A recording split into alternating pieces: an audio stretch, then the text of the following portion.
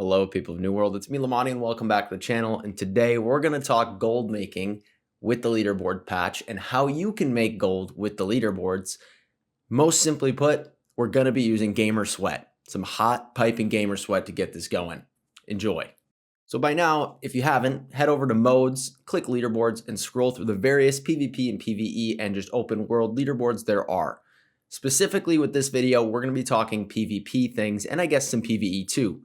But the leaderboards we're really focused on are top damage, top kills, top healing, all of the top stats for the really big stat pad or ego things.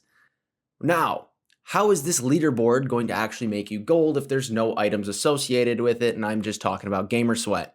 Well, the really big thing that we can do is capitalize on everybody's egos and think, okay, what do these people need to do the most damage possible, the most healing possible?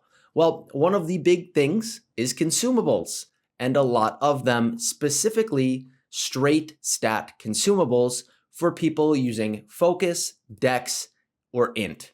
So this gold making process is going to be one of 3 steps, and there's going to be a bonus thing that you can do at the end of the video if you want to stick around and watch that. We're going to have a big tip for New World's next big patch and how you can really capitalize and make gold on that as well. So we're going to dive into the first thing, and this first consumable that you should be focused on is foods. Now we have 3 options like I was saying earlier. To give you some background, if you aren't dense like my friend JR Flyer, you'll know that Brimstone Sands brought in additional stat foods. So for a straight stat such as focus, dex, int, strength, there is now a Brimstone Sands variant that is going to be crafted without using something like a legendary fish. So you have 2 straight stat options for foods. Now, why is this important? Because people will be eating these foods so that it can either damage pad, healing pad, get top kills, anything like that, and they will do whatever and grind out every single ounce of their sweat so that they can get to the top of the leaderboard. Now for you, you can capitalize on this. You can sell these foods, you can get the materials, you can gather materials, and people will be buying them because they will either be crafting or buying said foods. Same thing goes for some other consumables. So let's go over all the worthwhile foods. For focus, we have armadillo and blackened lava barb. For dex, we have armadillo chili, and we have our legendary fish food, not even going to try to pronounce it. For our int, we have scorpion, and again, legendary fish food. And then we have int dex hybrid splits, which is important if you're going to play a musket and look for more of a budget option to get straight damage stats. So we have filet and mushroom sauce and poacher's pie. So option 1 is to take these to a cooking station, all the ingredients, and simply cook them. If you have the trophies, you have cooking clothes, you can go ahead and you'll bonus proc and you will certainly gain money off of these because you will always bonus proc at least one, and people are buying these constantly right now. You can simply sell the Brimstone variant probably for a little bit cheaper, but you can acquire the materials much easier. So step 1 is go ahead, craft them, sell them, and gain money that way. Option 2 now for making money. You can look at each of these foods, figure out the materials you would need. For instance, with our focus food, looking at things like peppercorn, onions, tomato, corn, etc., can net you some money when you're buying these at low with buy orders and then reselling them. Or again, using these to flip for cooking. Totally up to you. But what I want to mention is you can do this with any of these foods, but the really prime ones are the ones from Brimstone.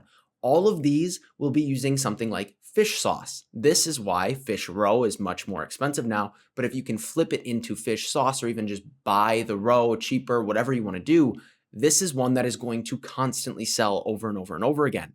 Same with armadillo right now. Armadillo is used for way more foods than something like scorpion, although you can still use it. But when we're really trying to focus on actual ingredients, getting that armadillo meat or getting fish sauce are going to be huge. This is probably one of the easiest and best ways to make money on a fresh character that has no money, or maybe you don't have a lot of coin. You can go ahead and just do buy order flips all day long and pretty much do it for free. And this is a great way to get started. And so the third way you make money then is, I kind of said it, you go ahead and you farm up the ingredients. So for something like armadillo, go figure out where's the best concentration of armadillos, put on all your Skinner's clothes, put on your trade skill buff food, and just start trying to proc some armadillos there. Alternatively, go ahead and fish. You can sit there, fish, maybe park next to a spot where you can get some of those other ingredients like tomatoes, onions, corn, squash, all those things depending on the food, and figure out what's a good spot for you. So farming up those individual materials will also net you money if you just want to sell them like that. Or again, then you can refine them into the actual food, get the bonus procs, and make long-term money without having to spend anything.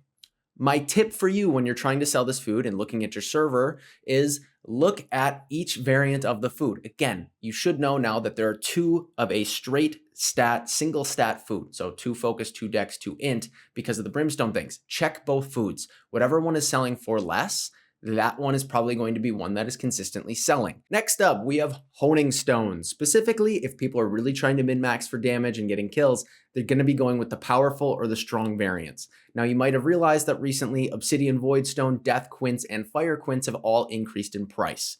That is because of things like leaderboards. So you have options again. You either will go ahead and craft these honing stones themselves, and because you have weaponsmithing, you can attempt a bonus proc, or you can go ahead and buy the Obsidian Void Stones on a buy order, or again, craft them yourselves. So you can either go up and farm runes, fire and death runes, so that you can, or motes, so that you can go ahead and craft the quince, or the same thing with Voidstone and go ahead and get Lodestone and do the entire progression so that you can either sell the raw materials. So again, you can sell any of those raw materials it might take to craft an Obsidian Voidstone, or again, something like a death or a fire quint and getting the motes, or go ahead and just craft them through yourselves so that you can either sell the Voidstone, the quint, or you can sell the whole honing stone if you're able to and get bonus proc. That covers sort of the PvP spectrum of these things, but it also applies to PvE with all of those things because they're the same kind of consumables.